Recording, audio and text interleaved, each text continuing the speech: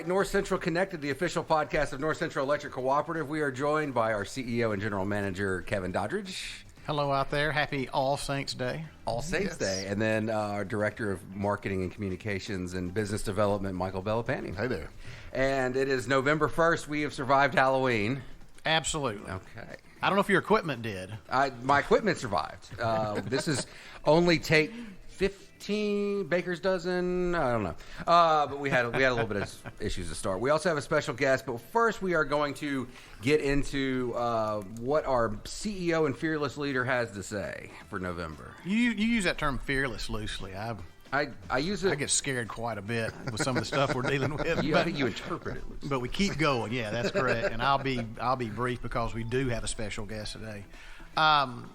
We've had pretty bad news the last couple of months, concerning rates and heat and all of that. And I'm really happy to announce that things are kind of plateauing, not as low as we would like them to be, but right now rates are probably in the neighborhood of 15% less than what they were back in August. And, with the milder temperatures, even though you got the thermostat on 65 in here. 73. I turned it up because the CEO's here. It was cold though, but with that, with the milder temperatures, we should see a significant reduction in some bills. But now, please remember, if you get your bill in a mailbox this week, just look at that usage because that'll be usage from probably 5 months prior. So don't be disappointed if you get a bill today or sometime this week. It's not dropped drastically because that's you kind of have to look back in time a little bit. But we are seeing that, and also some other good news is. Those contractors that are connected to us that went down to Florida to work restoration for the hurricane, they are back. So we are back at full force on our fiber project, really hoping to move into construction, I believe, in our Barton area. Yes.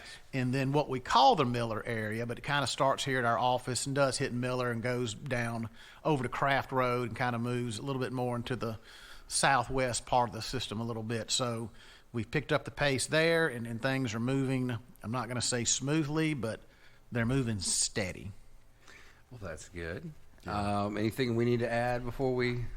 Well, I will just piggyback on that a little bit. I was just out riding in a couple of subdivisions and saw some of our contractors, and I like to observe our contractors, make sure that, we're taking good care of the members' property because that's important.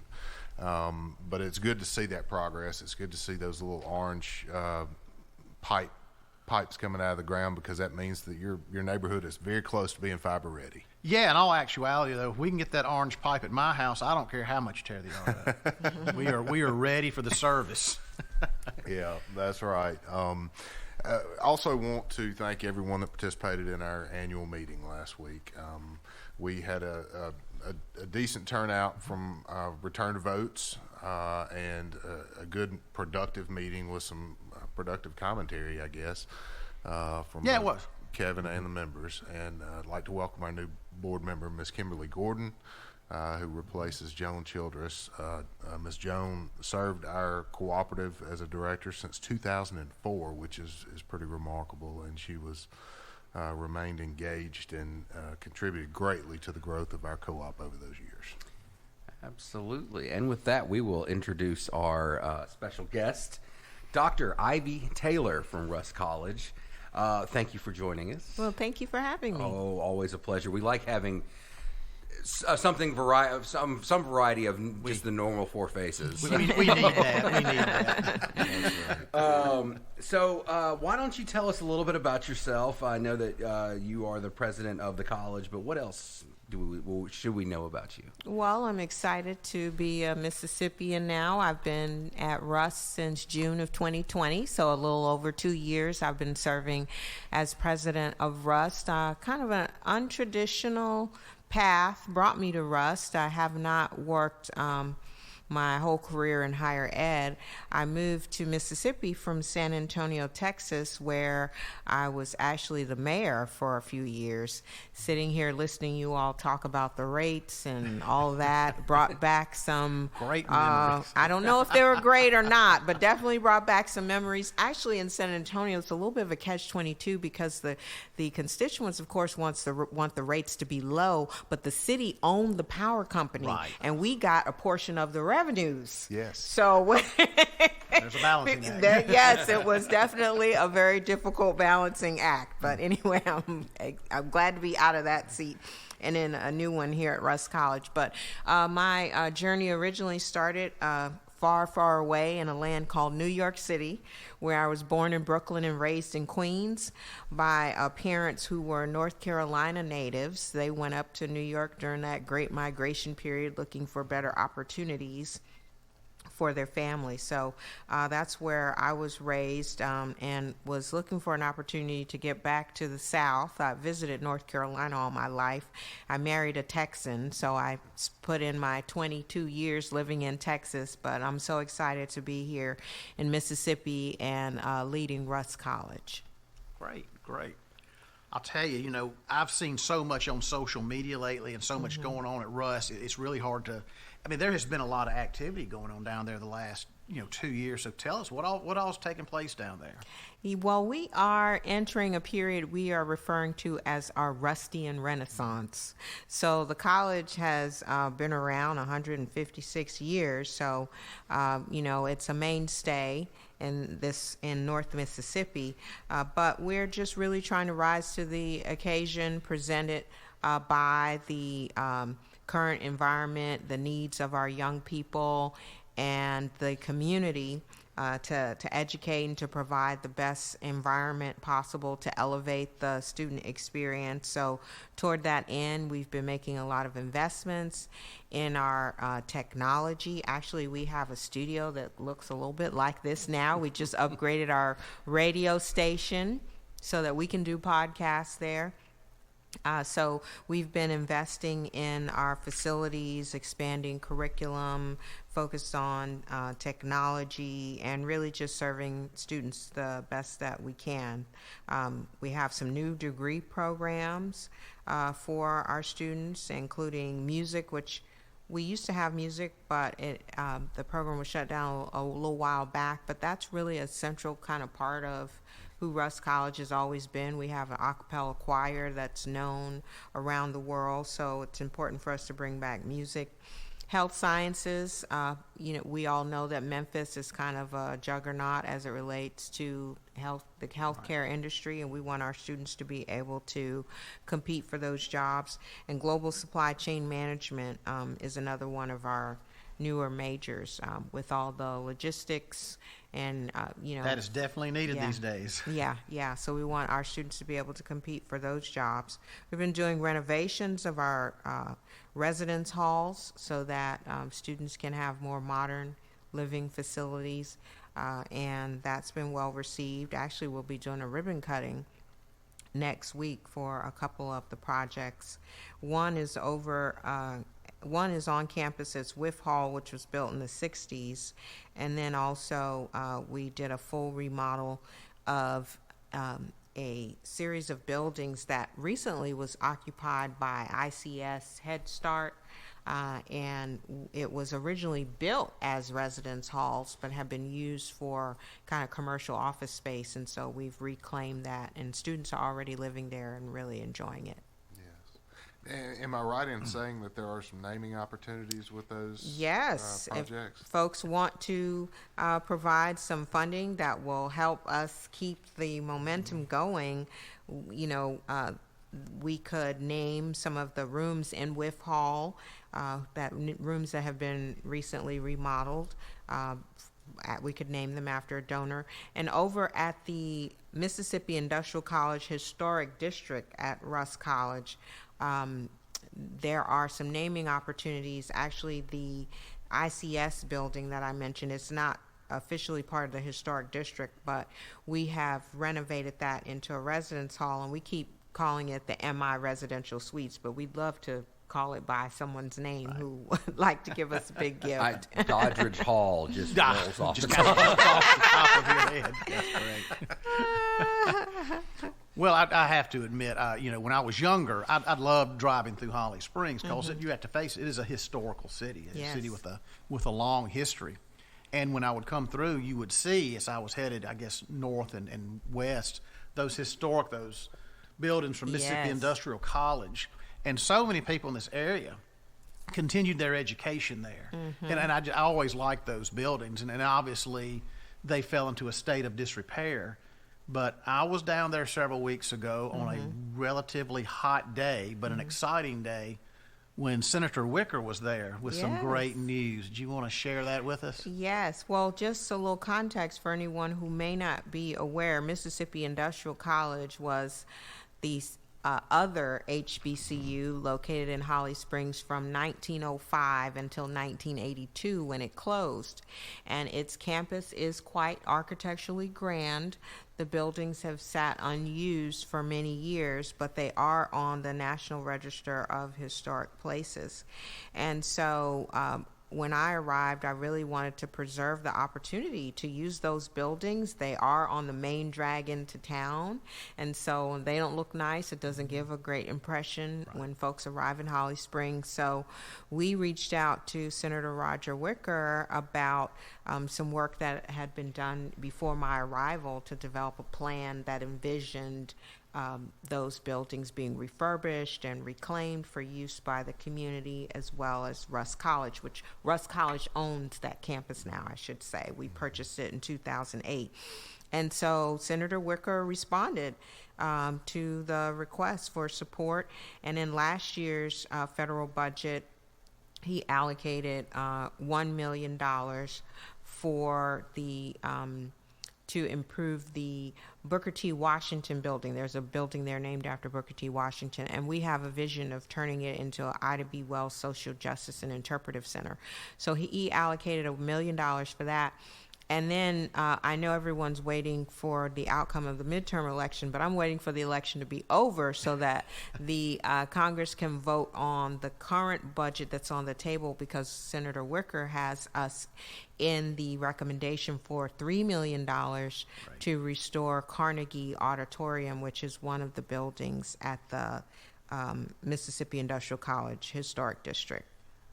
That is great. Wow. Well, Dr. Ivy, I understand that Rust College is about to celebrate their Founders Day next week. Yes.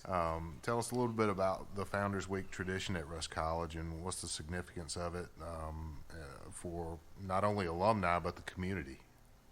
Well, Founders Week is when we take time to pause and recognize what a tremendous and courageous act it was for those missionaries, Methodist Episcopal missionaries, and freed slaves to work together around a shared vision of educating people who had been enslaved, providing, access to education. That occurred in 1866. I think about what it must have been like for people to have that vision, and here we are still, providing opportunities for those who may be disadvantaged.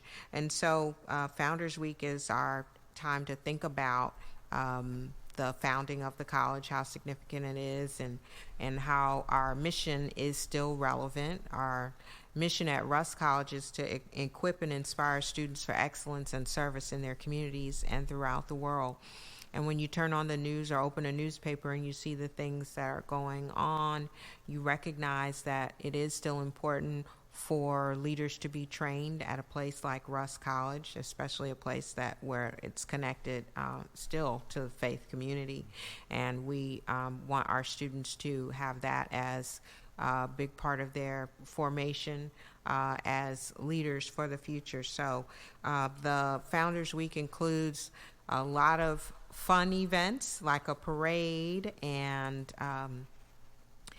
lots of, events on campus for the students. So it's for the students, for the alumni to come back, but certainly it is for the community as well.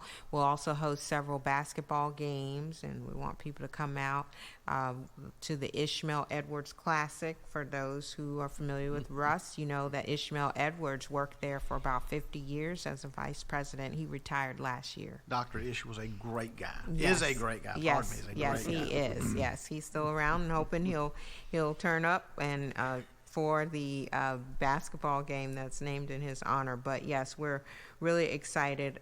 Some of our alumni will be coming back to share some of their career adventures with our students and help engage them in thinking about what the next step is, what's going on out in the marketplace, and opportunity for networking and so forth. And then we end the weekend with a Sunday service held at our at the Doxy Auditorium, and it's a service where we specifically focus on acknowledging those founders. And the speaker for the service this year will be Ambassador Carol Mosley Braun. Now, you may remember her as Senator Carol Mosley Braun. She was the first black woman to be elected to the United States Senate from Illinois in the 1990s. And she subsequently served as ambassador, I think, to like New Zealand or something. But she'll be on campus sharing, inspiring our students with her journey. Yeah. That's great. Well, we learned about some sponsorship opportunities for Founders Week. How could our audience or businesses that in the community get connected with Rust College to take advantage of sponsorship benefits? Yes, well, we certainly want everybody to feel part of the celebration, and this is an opportunity for us to raise money for the college, which benefits the students in elevating their experience, whether the money goes towards our operations or for scholarships as well. And so we have a variety of opportunities. One of them, I think it's probably a little too late. We had a souvenir booklet. I'm not sure if we're still taking ads for that, but we are still soliciting donations for our silent auction, which will be part of our sneaker ball. So, it's fun to get dressed up for, a formal event, but those shoes, I'm sure for the gentlemen too. It's not just the ladies, because I'm married to a Texan and he wears his good boots when we go out, fancy. And by the time we get home, he is hobbling a little bit too. Having daughters, I've seen a lot of formal wear and Converse. So. Yes. So we have a sneaker ball. So, we're looking for silent auction items. We're also looking for sponsors for that event and for the Founders Weekend in general. So if folks are interested in sponsoring anything, they can contact our Rust College Office of Institutional Advancement at 662-252-8000, extension 4913. Or they can send an email to OIA, that's Office of Institutional Advancement, oia@rustcollege.edu. No, that's great. Dr. Ivey, I would argue that this is the day of HSBCs. It's Jackson State's success in their football program. I love seeing them honored on ESPN and different events, but we have a gym with Rust College in Holly Springs, yes. And we kind of want to distill this down to why. We have an audience, believe it or not, that reaches as far as Arlington, Virginia, D.C. metro area. Yes. So a couple European cities too. Oh, European. Yeah, okay. we've had a few European people listening. So why Rust College? I am so excited to have the opportunity to share with a wider audience, because there are so many folks who don't know about our historically black colleges in the United States. And I was one of those people, having grown up in New York, and my parents didn't go to college. And because of, because of the history here in the U.S., the majority of our HBCUs are in the South, with a few sprinkled in the Midwest and, maybe as far up as Delaware. But I was not familiar with these schools, which were founded, many of them, right in the wake of the Civil War to educate people who'd been formerly enslaved. And they provided opportunity when opportunity was not available in other places. And sometimes people ask, well, why do we still need those colleges? Well, because these colleges do an amazing job in a special way that other schools don't in educating this population. Our historically black colleges, or HBCUs, are responsible for the vast majority of black doctors, black lawyers, black judges, dentists, the whole professional class. Many of them got their start, their early education at these schools. But I think also the schools have provided such a grounding and provide a space where you're expected to excel. And for some of our majority schools, that's something they're still trying to figure out. Having welcomed a more diverse population a little later on, they're still trying to get that right. But HBCUs have always provided a nurturing environment where the focus is on excellence. And we still need, now more than ever. I mean, it's harder to get a job really doing anything without any education as the economy has changed and evolved. And so we are equipping and preparing these students for bright futures. And so definitely, I just feel really blessed to have the opportunity to lead an institution like Rust College that still is making an impact. I mean, in Mississippi, in the early years, the college trained teachers and preachers who then went out and made an impact in small communities throughout the state. But now, we really, our graduates go into a whole variety of professions, and some stay in Mississippi, others go off to other places. But the need is definitely there for the cultivation of our young minds, so that they can be part of the problem solving for, some of the issues that are happening, across the nation and the world right now. That's right. And it's good to hear that the health sciences and global supply chain management programs are up and running, because it's sorely needed right now in this environment. And on that note, I want folks to know that the school is open to anyone and everyone. So, it's though it's a historically black college, if there are folks who are interested in health science or global supply chain management who are in this area and would find it convenient to attend Rust College, our doors are open to anyone who would be interested in studying there. Excellent. Why would funding partners choose to support Rust College? What's the elevator speech for supporters? Well, the value proposition is that you're really investing in the lives of young people who need that support in order to become productive members of society. When I arrived at Rust College, there was a young man. He was actually from the Midwest. We kind of have that great migration historical connection to Chicago, St. Louis area. And so he was from St. Louis, and he was our Student Government Association president. So he came from, kind of a rough neighborhood, took advantage of everything we had at Rust. We have a pretty robust career services office. He was always in there finding out about programs. He worked to revamp the Student Government Association so it could, better serve students. And he came to me and asked me to write a recommendation for him to go to graduate school.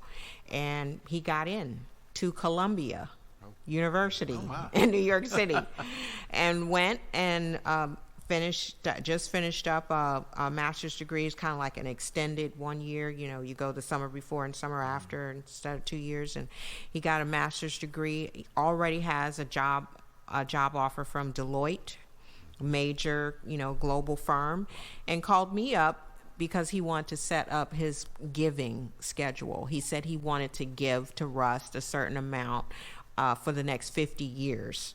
So he's betting on long life, and we're excited about that. I just thought that was just so amazing that, the college has made a difference, created a path for him to be gainfully employed, to receive additional education, and now he wants to pay it forward.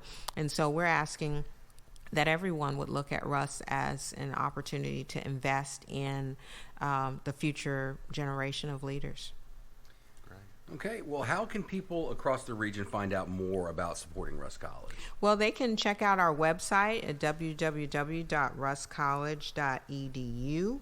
Or again, they can call us at 662-252-8000.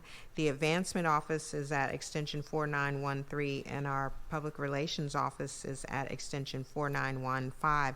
We certainly invite people to come down and visit. If you're nearby, Founders Week is a great time to come. It's November 6th through the 12th.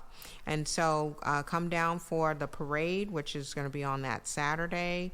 That'll be fun. You can come to some of the basketball games, but if you're not able to make it for Founders Week, we invite people to call up the office and set up a time to schedule a visit. We'd love to show you what we've been doing for 156 years. Awesome.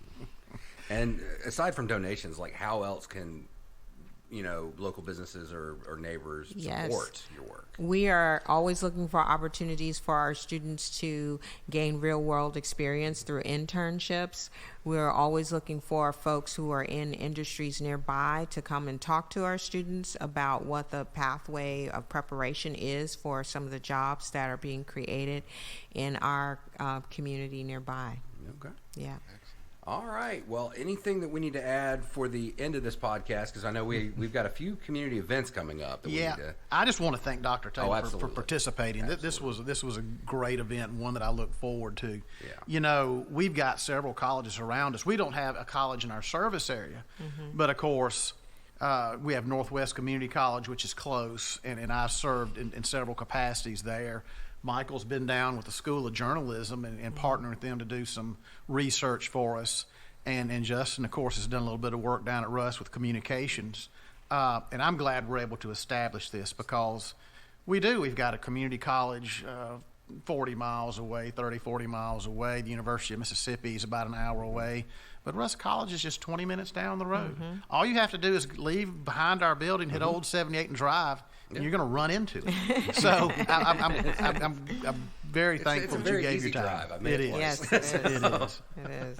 Yeah, thank you, Dr. Taylor. Well, thank you. We'll Thanks for having cover me. community events and updates. We'll probably just do a short podcast as we go into the holidays. Oh, absolutely. And I had it fresh on my mind because I got the radio spots this morning. Sure. So, all right. Well, thank you guys for joining us, and thank you, Dr. Taylor, again. And we will see you sometime later this month, I guess. Okay. All right. Thanks. Great. Thanks.